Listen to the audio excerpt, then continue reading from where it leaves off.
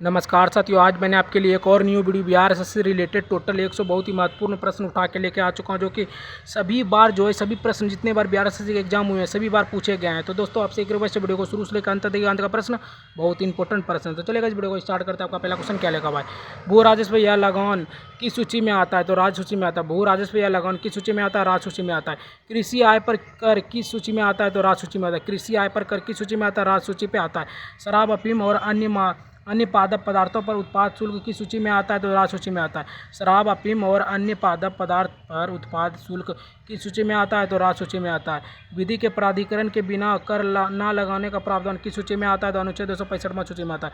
विधि के प्राधिकरण के बिना कर लगाने का प्रावधान जो है किस अनुच्छेद में आता है? तो 265वां अनुच्छेद में आता है। अगला क्वेश्चन की बात करते हैं। 105वां नंबर क्वेश्चन क्या कर रहा है दोस्तों, अंतर्राष्ट्रीय परिषद का गठन अंतर्राष्ट्रीय परिषद का जो गठन है कब किया गया था? तो 18 मई 1990 को। अंतर्राष्ट्रीय परिषद का जो गठन है कब किया गया था? 18 मई 1990 को। सरकारी आयोग का गठन किस अनुच्छेद के अंतर्गत होता है? केंद्र राज्य से संबंधित समीक्षा है। तो क्या लगा भाई, सरकारी आयोग का जो गठन है किस उद्देश्य से किया जाता है? तो केंद्र राज्य संबोधन की समीक्षाओं में हेतु में होता है। पुच्छी आयोग का गठन किस वर्ष में किया गया था? 2007 में। पुच्छी आयोग का जो गठन है किस वर्ष में किया गया था? तो 2007 में किया गया था। केंद्र राज्य विधायी संबंधों का वर्णन किस संविधान के किस भाग में होता है? तो भाग 9 में होता है। क्या लगा भाई, केंद्र राज्य विधायियों संबंधित का वर्णन किस भाग में होता है? भाग 9 में होता है। अगला क्वेश्चन की बात करते हैं। 109 नंबर क्वेश्चन क्या कर रहा है दोस्तों, जल संबंधित विवादों का न्यायाधिकरण किस जल संबंधित भाग 11 था। देखो क्या लगा, भाग जल संबंधित विवादों का जो न्यायाधिकरण जो है किस अनुच्छेद में है? तो अनुच्छेद 262 में। जल संबंधित विवादों का जो न्यायाधिकरण जो है किस अनुच्छेद में? 262वां अनुच्छेद में। संघ और राज्यों के प्रशासनिक संबंध किस अनुच्छेद में वर्णित है? 256वां से 63वां। संघ और राज्य के प्रशासनिक संबंध जो है किस अनुच्छेद में वर्णित है? तो 256वां और 63वां अनुच्छेद में वर्णित है। अंतर्राज्यीय परिषद के गठन का प्रावधान किस अनुच्छेद में है? 263वां अनुच्छेद में। अंतर्राष्ट्रीय परिषद के गठन का जो प्रावधान है किस अनुच्छेद में? 263वां अनुच्छेद में। नई अखिल भारतीय सेवा के सृजन का अधिकार जो है संसद के किस अनुच्छेद में दिया गया? 312वां अनुच्छेद में दिया गया है। देखो, नई अखिल भारतीय सेवा में सृजन का अधिकार संसद के किस अनुच्छेद में दिया गया? 312वां अनुच्छेद में दिया गया। अगला क्वेश्चन की बात करते हैं। 13वां नंबर क्वेश्चन क्या कर रहा है दोस्तों, प्रधानमंत्री की अनुपस्थिति में अंतर्राज्यीय परिषद की अध्यक्षता कौन करता है? तो प्रधानमंत्री द्वारा नियुक्त कैबिनेट मंत्री करता है। प्रधानमंत्री की अनुपस्थिति में अंतर्राज्यीय परिषद का जो अध्यक्षता कौन करता है? तो प्रधानमंत्री द्वारा नियुक्त कैबिनेट मंत्री करता है। राज्य मंत्री परिषद को राज्यपाल को प्रसाद पर्याप्त का पद धारण करने व्यवस्था समाप्त करने का सुझाव किस समिति ने दिया गया? तो राजमन्नार समिति ने दिया गया। राज्य मंत्री परिषद को राज्यपाल के प्रसाद पर्याप्त पद धारण करने की व्यवस्था समाप्त करने का सुझाव जो है किस समिति ने दिया गया? तो राजमन्नार समिति ने दिया गया है। नदी बोर्ड अधिनियम और अंतर्राज्यीय जल विवाद अधिनियम किस वर्ष पारित किए गए? तो 1956 में। नदी बोर्ड अधिनियम और अंतर्राज्यीय जल विवाद अधिनियम किस वर्ष जो है पारित किए गए थे? तो 1956 में पारित किए गए थे। अगला क्वेश्चन की बात करते हैं दोस्तों। 116वां नंबर क्वेश्चन क्या करें दोस्तों, संसद और राज्य विधायिका के बीच विधायिका शक्तियों का विभाजन किस अनुच्छेद में होता है? 246वां अनुच्छेद में होता है। संसद और राज्य विधायिका के बीच विधायी शक्तियों का विभाजन किस अनुच्छेद में होता है? 246वां अनुच्छेद में होता है। राज्य हित में राज्य सूची के विषय पर कानूनों बनाने हेतु राज्यपाल की पहल किस अनुच्छेद में होती है? अनुच्छेद 249वां में होती है।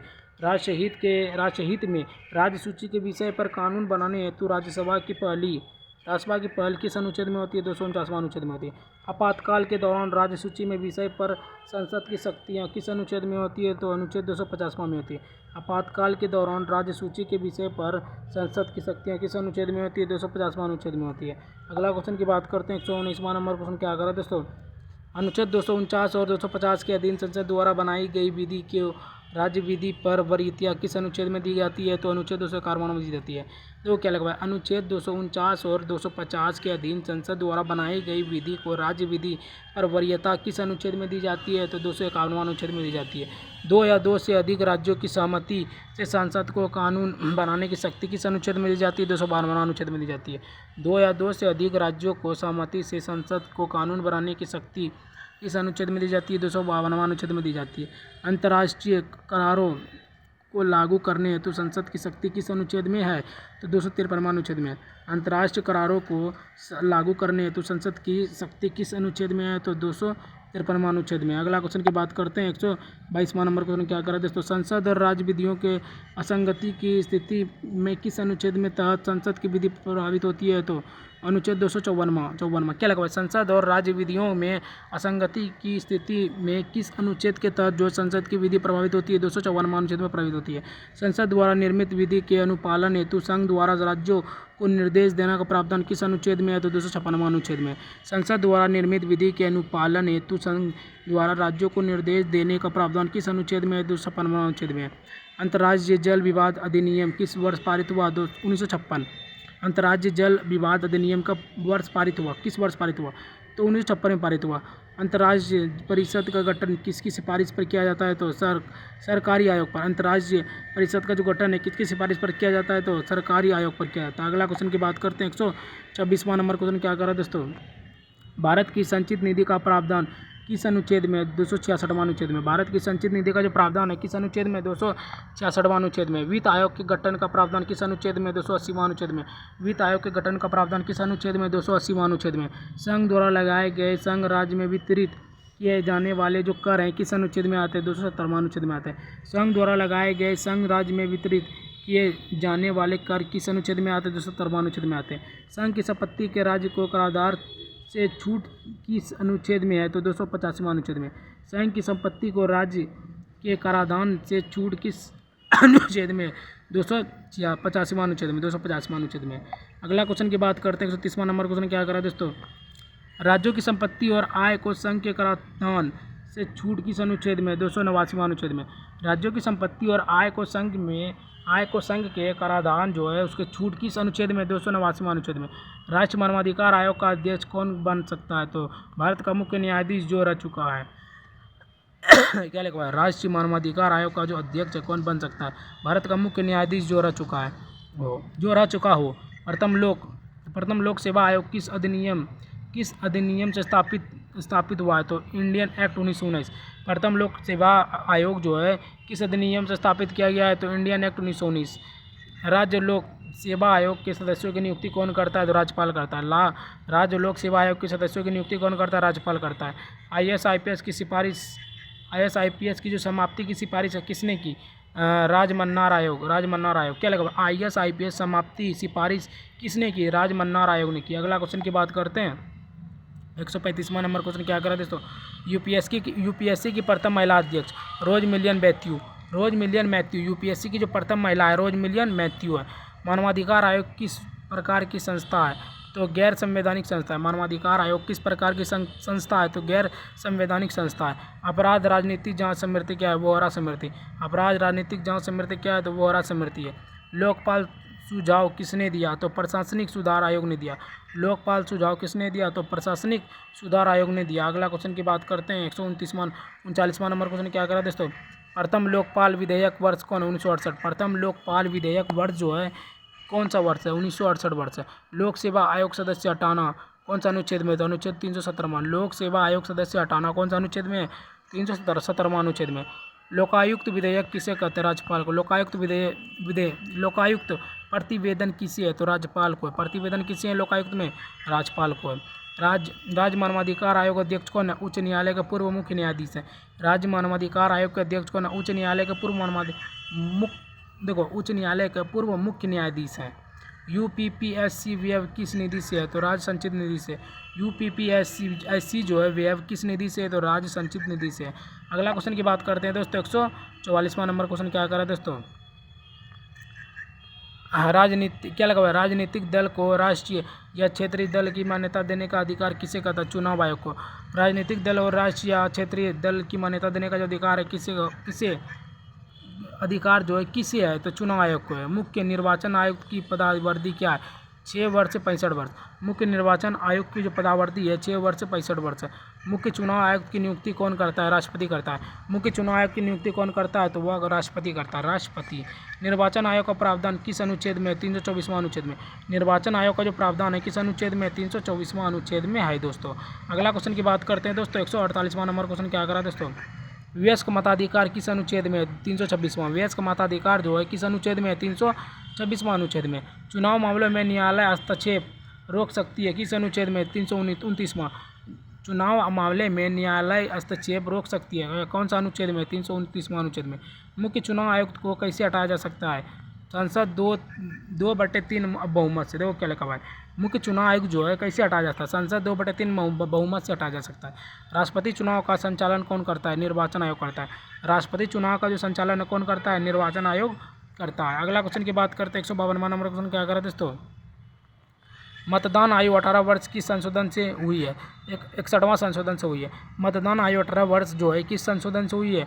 61वां संशोधन से हुई है। सांसद अयोग्यता विवाद पर निर्णय कौन देता है? तो राष्ट्रपति निर्वाचन आयोग की सलाह पर देता है। सांसद अयोग्यता विवाद पर निर्णय कौन देता है? तो राष्ट्रपति निर्वाचन आयोग की सलाह पर देता है।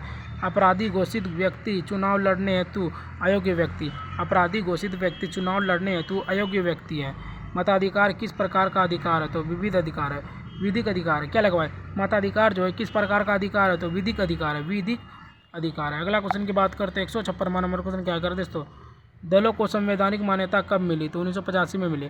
दलों को संवैधानिक मान्यता कब मिली? 1985 में मिली। अनुपातिक प्रतिनिधित्व कहाँ आवश्यक नहीं है? तो द्विदलीय प्रणाली में। द्विदलीय प्रणाली में अनुपातिक प्रतिनिधित्व जो है कहाँ आवश्यक नहीं है? तो द्विदलीय प्रणाली में। दिनेश गोस्वामी स्मृति किससे संबंधित है? तो चुनाव सुधार से। दिनेश गोस्वामी किससे संबंधित है? तो चुनाव सुधार से। मुख्य विपक्षी दल हेतु न्यूनतम सदस्य कितना है? 10%। मुख्य विपक्षी दल हेतु न्यूनतम सदस्य जो है 10%। अगला क्वेश्चन की बात करते हैं 60वां नंबर क्वेश्चन क्या करें दोस्तों? निर्वाचन आयोग 3 सदस्य कब बना? पहली बार बना 1989 ईस्वी में, स्थायी रूप से 1993 में। तो अगर निर्वाचन आयोग जो 3 सदस्य कब बना? 3 सदस्य कब बना? पहली बार बना 1989 ईस्वी में, स्थायी रूप से बन गया 1993 में। दल बदल निरोधक जो है अधिनियम कब पारित हुआ? तो 15 फरवरी 1985 में। दल बदल निरोधक जो है दल बदल निरोधक अधिनियम कब पारित हुआ? तो 15 फरवरी 1985 में। निर्वाचन प्रक्रिया आरंभ जो है किससे होती है? राष्ट्रपति अधिसूचना से। निर्वाचन प्रक्रिया आरंभ किससे होती है? राष्ट्रपति अधिसूचना से। योजना आयोग की स्थापना कब हुई थी? तो 15 मार्च 1985 में। योजना आयोग की स्थापना कब हुई थी? तो 15 मार्च 1985 में हुई थी। अगला क्वेश्चन की बात करते हैं 164वां नंबर क्वेश्चन क्या करा दोस्तों? योजना आयोग के प्रथम अध्यक्ष कौन थे? तो जवाहरलाल नेहरू थे। योजना आयोग के प्रथम अध्यक्ष कौन थे? जवाहरलाल नेहरू थे। नीति आयोग किस प्रकार की निकाय है? तो गैर संवैधानिक निकाय है। नीति आयोग किस प्रकार की निकाय है? तो गैर संवैधानिक निकाय है। नीति आयोग का गठन कब हुआ था? 1 जनवरी 2015 को। नीति आयोग का जो गठन कब हुआ था? 1 जनवरी 2015 को। नीति आयोग का अध्यक्ष कौन होता है? तो प्रधानमंत्री होता है। नीति आयोग का अध्यक्ष प्रधानमंत्री होता है। राष्ट्रीय विकास परिषद की स्थापना कब हुई? 6 अगस्त 1952 में। राष्ट्रीय विकास परिषद की स्थापना कब हुई? 6 अगस्त 1952 में। अगला क्वेश्चन की बात करते हैं 169वां नंबर क्वेश्चन क्या करें दोस्तों? राष्ट्रीय विकास परिषद की अध्यक्षता कौन करता है? तो प्रधानमंत्री करता है। राष्ट्रीय विकास परिषद की अध्यक्षता कौन करता है? प्रधानमंत्री करता है। नीति आयोग के उपाध्यक्ष कौन सा दर्जा प्राप्त होता है? कैबिनेट मंत्री दर्जा। नीति आयोग के उपाध्यक्ष को कौन सा दर्जा प्राप्त होता है? तो कैबिनेट मंत्री दर्जा प्राप्त होता है। नीति आयोग तथा राज्य सरकारों के बीच समन्वय कौन करता है? तो गवर्निंग काउंसिलिंग करता है। नीति आयोग द्वारा नीति आयोग तथा राज्य सरकारों के बीच जो समन्वय है कौन करता है? गवर्निंग काउंसिलिंग करता है। योजना आयोग ने संघ का स्थान ले लिया, यह कथन किसका है? तो के संतानम का है। देखो, योजना आयोग ने संघ का स्थान ले लिया, यह कथन जो है किसका है? के संतानम का है। वरीयता क्रम में प्रथम स्थान किसका है? तो राष्ट्रपति का है। वरीयता क्रम में प्रथम स्थान किसका है? राष्ट्रपति का है। अगला क्वेश्चन की बात करते हैं 174वां नंबर क्वेश्चन क्या करें दोस्तों? वरीयता क्रम में द्वितीय स्थान किसका है? तो उपराष्ट्रपति का है। वरीयता क्रम में दूसरा स्थान जो किसका है? उपराष्ट्रपति का है। वरीयता क्रम में तीसरा स्थान किसका है? प्रधानमंत्री का है।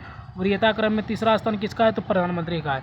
वित्त आयोग की सिफारिश किसके लिए बाध्यकारी नहीं होती है? तो राष्ट्रपति के लिए बाध्यकारी नहीं होती है, सलाहात्मक। वित्त आयोग की सिफारिश किसके लिए जो है बाध्यकारी नहीं होती है? राष्ट्रपति के लिए बाध्यकारी नहीं होती है, सलाहात्मक। क्या लिखा है? सलाहात्मक। वित्त आयोग का कार्यकाल कितना होता है? तो 5 वर्ष का होता है। वित्त आयोग का जो कार्यकाल है कितना होता है? 5 वर्ष का होता है। अगला क्वेश्चन की बात करते हैं 178वां नंबर क्वेश्चन क्या करा दोस्तों? वित्त आयोग के अध्यक्ष के अतिरिक्त कितने सदस्य होते हैं? 4 सदस्य होते हैं। वित्त आयोग के अध्यक्ष के अतिरिक्त जो है कितने सदस्य होते हैं? तो ये 4 सदस्य होते हैं।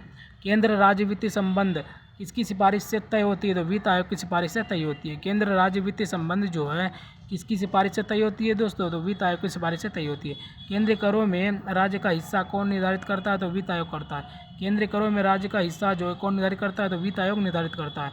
केंद्र राज्य वित्त विवाद का समाधान कौन करता है? तो वित्त आयोग करता है। केंद्र राज्य वित्तीय विधान जो विवाद जो समाधान है कौन करता है? वित्त आयोग करता है। अगला क्वेश्चन की बात करते हैं दोस्तों, 182वां नंबर क्वेश्चन क्या करा दोस्तों? समेकित निधि के अनुदान सिद्धांत कौन सुझाव है? तो वित्त आयोग है। समेकित निधि के अनुदान सिद्धांत कौन सुझाव है? तो वित्त आयोग है। भारत के प्रथम वित्त आयोग कब बना? तो 1951 में बना। भारत का प्रथम वित्त आयोग जो है कब बना? 1951 में बना। प्रथम वित्त आयोग के अध्यक्ष कौन थे? तो के.सी. नियोगी थे। प्रथम वित्त आयोग के अध्यक्ष कौन थे? के.सी. नियोगी थे। 15वें वित्त आयोग के अध्यक्ष कौन थे? तो एन.के. सिंह थे। 15वें वित्त आयोग के अध्यक्ष कौन थे? एन.के. सिंह थे। अगला क्वेश्चन की बात करते हैं, 186वां नंबर क्वेश्चन क्या करा दोस्तों? आपातकाल में राज्य विधानसभा की अवधि कौन बढ़ाता है? संसद बढ़ाता है। आपातकाल में राज्य विधानसभा की जो अवधि है कौन बढ़ाता है? संसद बढ़ाता है। राष्ट्रपति का आपातकालीन अधिकार संविधान के साथ धोखा है, यह किसने कहा? हृदयनाथ कंजूरी ने। हृदयनाथ कंजूरी ने। देखो क्या लगा हुआ है, राष्ट्रपति का आपातकालीन अधिकार संविधान के साथ धोखा है, यह किसने कहा? तो हृदयनाथ कंजूरी ने कहा। राज्य में राष्ट्रपति शासन किसकी सलाह पर लागू होता है? तो राज्यपाल की सलाह पर लागू होता है। राज्य में राष्ट्रपति शासन किसकी सलाह पर लागू होते हैं? राज्यपाल की सलाह पर लागू होते हैं।